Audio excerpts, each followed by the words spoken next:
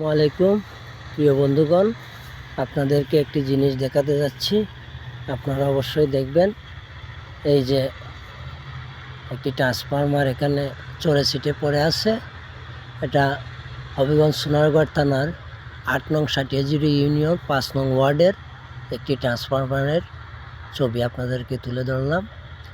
এই যে গত দেড় মাস হয়ে গেছে। এই যে এখান থেকে এই ট্রান্সফরমারটা নিচে নামিয়ে দেখেন কি সুন্দর করে এই যে এগুলা খুলে ওটার ভিতরের কি জিনিস থাকে আমরা হয়তো অবশ্য জানি না, কারণ হয়তো ওটার ভিতরে কোনো গুরুত্বপূর্ণ জিনিস আছে, তাই ওরা ওটার প্রতি লোভ করেছে। এই যে দেখেন কয় টাকা হবে, হয়তো 20,000 বা 30,000, এর ঊর্ধ্বে তো আর হবে না। এই 20-30,000 টাকার লোভে এই চোররা পুরা গ্রামবাসীকে অন্ধকারে ফেলে রেখেছে। আজ 1.5 মাস হয়ে গেছে।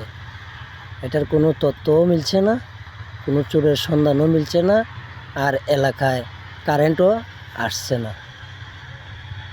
আপনারাই বলবেন এই চোরদেরকে কি করা উচিত। আর এটা তো ভাই সাধারণ মানুষের কাজ না। কাজগুলো দেখে মনে হচ্ছে কোনো প্রফেশনালের কাজ। এটা তো সাধারণ মানুষ এই ট্রান্সফরমারে ধরার সাহস করবে না।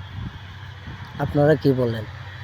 দেখেন কি সুন্দর করে এই যে কি সুন্দর করে তারা রিল্যাক্সে বসে কাজটা করেছে।